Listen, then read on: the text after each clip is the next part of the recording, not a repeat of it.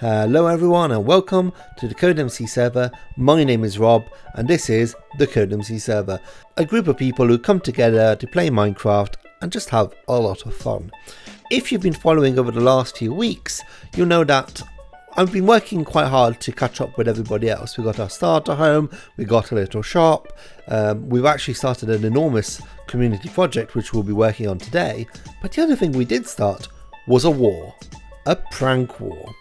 And that's the reason why today I start off in Code's base. Because last episode, Code pranked me not once, but twice.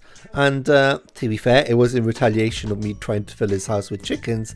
But I think it's my turn to pay him back. So last time I tried to fill his house with chickens, it wasn't incredibly successful. We only had like 4 or 5 chickens running around. So instead of creating a chicken machine up here where you can quickly see it and get rid of it, I'm actually going to breed a load of chickens underneath his base and then move them all at once into this area here. Here we're going to have some chickens laying eggs and they're going to be fired out from there.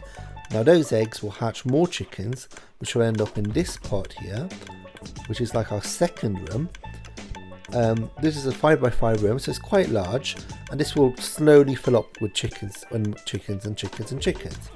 And that would be quite fast already, but then I added a second dispenser underneath all of this, so all the chickens here will lay even more eggs, and all of those eggs are going to be fired through the system here into a room which is down here. Let me show you. So this is our final room. This is where all the chickens are going to go, and this should fill up pretty quickly, which is going to be excellent. Okay, so that's the first batch of chickens in there. It's quite a lot of chickens. As soon as they grow up to adults, they're going to start creating more chickens, and then those chickens are going to create more chickens, and essentially we're going to have, I don't know, hundreds of chickens hopefully. But we're going to leave the chickens for now. I've got other stuff to do. I'll go AFK later, and hopefully that will be enough to get us all the chickens we need. So I'll come back to that in a bit. The thing I did want to work on today is the Labyrinth. I've been talking to the other guys and we've got lots of plans of what we're going to be doing. So today I wanted to start off by creating this room just behind me, this big circular room. I think this is going to be the centerpiece of my whole maze, and if I make this room I can understand what style I'm actually going from and give me a better idea of how to actually build the entirety of the labyrinth. So let's get that started and see how it goes.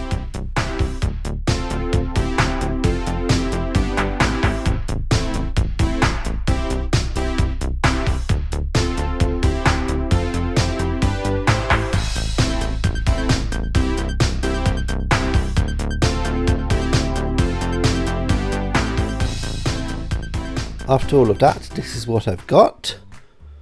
There we go. Enormous, impressive, I would say, room. I also have added some parkour elements. I'm not going to go into detail about what those are because I don't want to ruin the surprise.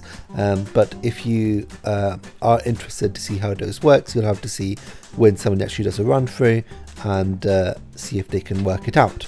So I've been told we've had an enormous lag on the server, and Code was asking around if there was any reason why there was 2,500 entities on the server, and I think it's these fellows. I think it's the chickens. I think we may have been a bit too successful with our chicken prank, but to see exactly how successful we were being, let's go into spectator mode a second. We can do this server. And oh my goodness. Look at all those chickens. And they're still coming out. Dear Lord, that's too many. Okay. So I'm going to accelerate the plan. I think I need to get those chickens up here as quickly as possible, just so we can return to a bit of normality on the server. So let's get that started and see how it goes. I'm going to place some water in that corner. Yes, all the chickens have been pushed towards the right place. So let's just crack open all of these. Are they going up? They're going up. They're going up. Look at that. Oh yes. The chicken invasion has started. Come on, my army. Go and attack. Go and attack. Look at them go. I hope they don't die in the elevator, but we should be fine, I think. Come on, come on. Yes, yes, yes, yes, yes. Up, up, up you go. All of you. Come on. Conquer. Go and conquer. Just to add more damage to it. Just increase the lag. Let's put some more chickens in. Come on, come on. All the chickens. All the chickens. My God, this is going to be insanity. I think it is safe to say that the prank was incredibly successful. Oh my God, those chickens are going through the portal. Oh dear. Oh well, I hope Code enjoys his present. He's definitely not going to need any eggs for a long while. And these chickens are going to go absolutely everywhere. So, Code, you mess with me, this is what you get. A load of chickens. As per usual, be sure to check out Code's video to see how he reacts to, well, this insanity that we have here.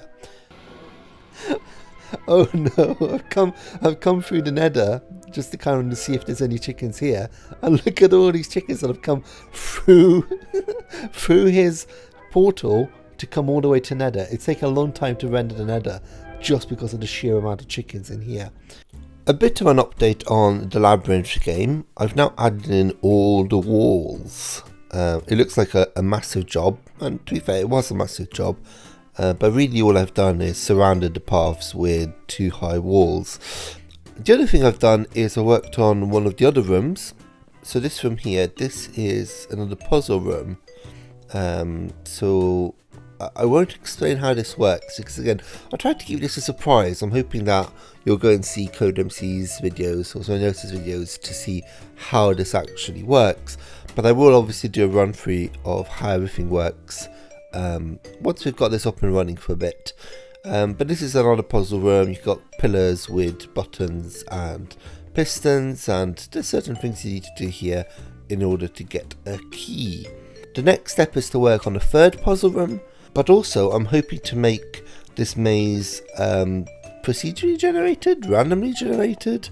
I think it's randomly generated, and essentially the way that's going to work is every now and then in kind of these corridors there may be some pistons that push these blocks over, so they block the path, and that's generated randomly at the start of each game.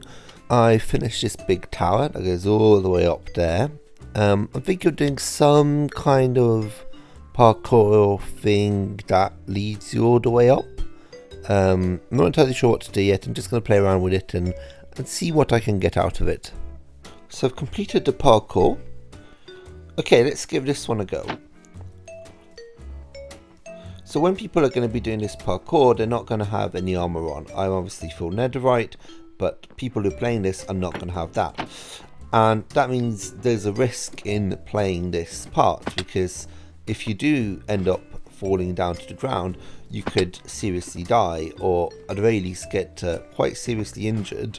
And that's intentional. You know, I do want this maze, this labyrinth, to be difficult. I don't want people to just breeze through it and get to the end. I'm going to put a reward room at the end, so there's an incentive to actually go through it all.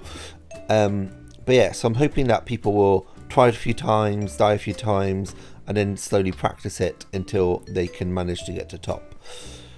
This may seem like I'm doing it quite flawlessly, but actually I've recorded this about 7-8 times already, because I died so many times doing it. Oh, here we go. So we've got to the top. This is the top area. There's going to be a chest up here with a key that you need to open the last door. And this is the way you do it. Essentially, you just climb up here, get the key, and then you can try to get down a bit more gently, or you could jump down and take quite a lot of damage. It's entirely up to the player. But that's the plan. That's what I've designed. I think it works quite well. I think it is complicated, but not too insane. And yeah, hopefully this should be quite a lot of fun to play, and hopefully you can play it multiple times. So no, yeah, no, I'm really enjoying this, and I can't wait to try out yours, and I don't know what yours is like, Badimir, at all, so I'm very excited to see what that is. It's interesting. I'm excited. I keep wanting to like get people onto the creative server and show them, but then I'm like, wait, I can't. It needs to be a secret. So one of my thoughts, and I'll just talk since Vadimir's not over here yet. One of my thoughts we could do for traveling in between the levels. Yeah. So we have this area here that I have specifically left kind of open. Yeah. And the start of my area will probably be right where those blue soul flames are. I see. Yeah. And I had thought, what if in the lobby area we do something like an ender pearl stasis thing? So if you look here, this ender pearl is floating now. Yeah. So say we were all in the lobby. You get to the lobby, you do your thing, you finish the first level. Yeah. And what? So I'll just run down here and trigger this really quick. Oh, there's the wall. You come down here, you trigger the end, which I'm going to use a cooked chicken because I have tons. Magic trick. And it'll transport you back as soon as you are actually finished with your level.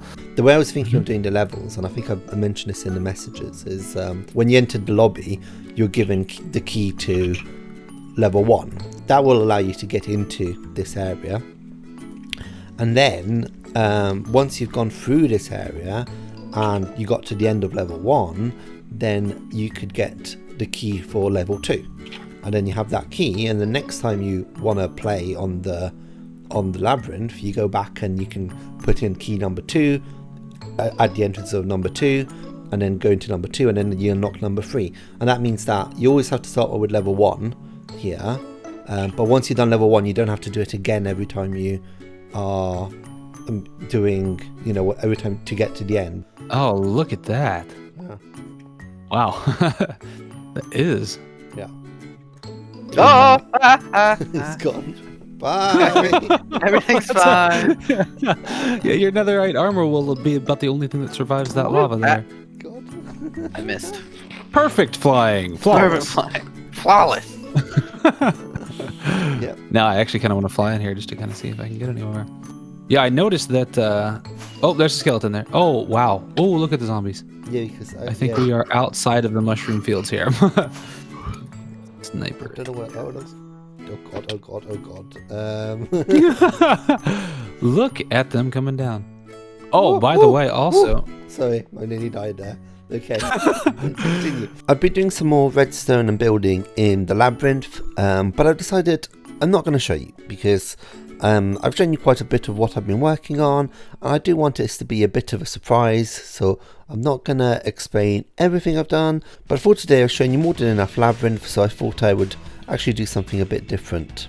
I came back here today and I saw this. First of all, who's there? Well played. There you go. Loads of chickens, which seems to be suggesting that our prank on CodeMC worked quite well.